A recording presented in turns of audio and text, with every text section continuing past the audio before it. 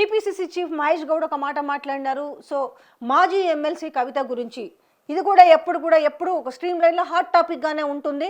నిజంగానే మాజీ ఎమ్మెల్సీ కవిత ఈ మాట అనిందా? నేను కాంగ్రెస్లోకి వస్తాను అని అనిందా? ఆమె మాత్రము తనకు స్టేట్మెంట్ ఇచ్చారు, మా పార్టీ రేపు ఫ్యూచర్లో అధికారంలోకి రాబోతుంది. సో మీన్స్ ఆమె ఏదో ఒక పార్టీ ఫామ్ చేయొచ్చు.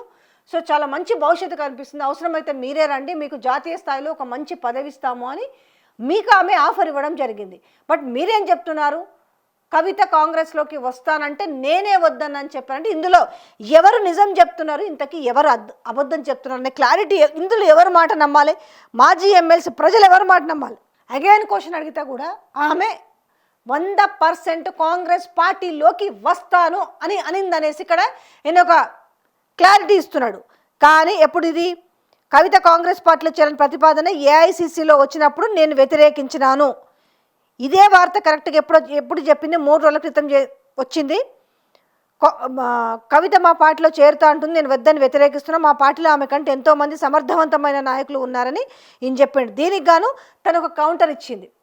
నేను ఆ మాట అనలేదు, ఎందుకు నేను ఒక ఆడబిడ్డగా ఎదగాలనుకుంటే మీరు ఎందుకు నన్ను డిమోరలైజ్ చేస్తున్నారు?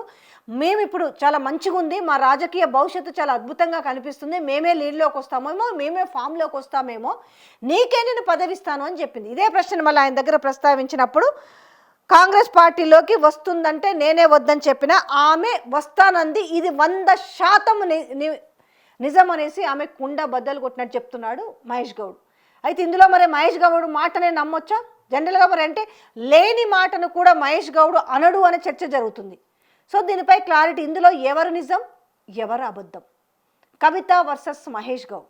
ఈ కథను ఇలాగే నడుపుతారా, లేకపోతే దీనికి ఏమైనా ఫుల్ స్టాప్ పెడతారా? నిజమేనా అంటే కొన్ని సిమిలారిటీస్ చూస్తుంటే ఈరోజు బీఆర్ఎస్ వాళ్ళు మాట్లాడుతున్న మాటల్లో మాజీ ఎమ్మెల్సీ కవిత గురించి మాట్లాడుతుంటే అక్రమాలు అన్యాయాలు జరిగినాయి అనేసి యాక్చువల్గా 2 ఏళ్ల పీరియడ్ దాటిన కాంగ్రెస్ పార్టీ ప్రభుత్వం గురించి మాట్లాడాల్సింది పోయి కాంగ్రెస్ పార్టీ ప్రభుత్వంలో ఎమ్మెల్యేల మీద మంత్రుల మీద ఏకంగా మెయిన్ స్ట్రీమ్ మీడియాలలో వార్తలు వండి వారుస్తుంటే వాటి గురించే డిస్కస్ చేయకుండా ఆనాడు బీఆర్ఎస్ ప్రభుత్వంలోనే జరిగిందని చెప్పేసి ఆ రోజు మాట్లాడిన మాటలు ఈ రోజు ఎందుకు మాట్లాడుతున్నారని ఇంతమంది క్వశ్చన్ చేసినప్పటికి కూడా ఏ ఏరియాకు పోతే ఆ ఏరియాలో ఆ పలానా ఎక్స్ఎమ్మెల్యే కావచ్చు, లేకపోతే ఇప్పుడు ప్రెసెంట్ ఎమ్మెల్యే కావచ్చు, లేదంటే మాజీ మంత్రుల గురించి కావచ్చు, లేదు అంటే ఇండైరెక్ట్గా అటు కేసీఆర్ గారి గురించి కావచ్చు, లేకపోతే ఇటు కేటీఆర్ గురించి కావచ్చు, లేకపోతే హరీష్ రావు గురించి కావచ్చు, మాట్లాడుతున్న మాటలు అందరూ వింటున్నారు, చూస్తున్నారు. బట్ మరి కాంగ్రెస్ పార్టీని ఎందుకు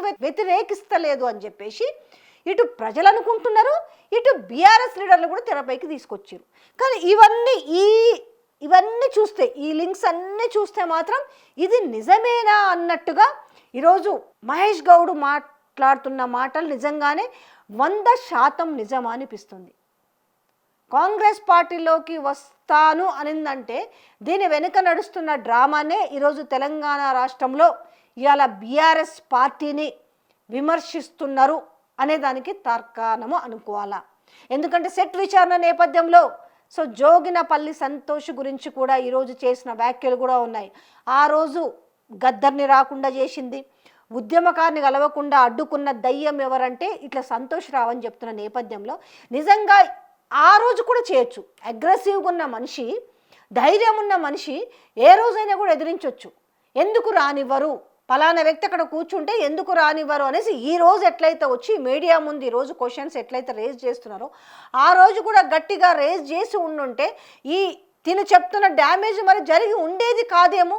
ఈరోజు స్వలాభమా లేకపోతే ఇంకెవరికో లాభం చేయడానికో జరుగుతున్న పరిణామాలుగా ఈరోజు ఇవి రూపుదిద్దుకుంటున్నాయి. దీనికి 100% బలం చేకూరే విధంగా ఈరోజు పిసిసి చీఫ్ మహేష్ గౌడ్ మాట్లాడిన మాటలు అంటే ఆమె కాంగ్రెస్ పార్టీలోకి వస్తానంది ఏఐసిసిలో చర్చ జరిగినప్పుడే నేను వద్దని చెప్పాను, ఇది 100% నిజమని ఆయన కుండ బద్దలు కొట్టినట్టు చెప్తుండంటే ఏదో జరిగింది. ఈ ఇద్దరు వ్యాఖ్యల వల్ల పూర్తి నిజాలు ఇంకా బయటకు వస్తాయని కూడా ఎక్స్పెక్ట్ చేస్తున్నాం.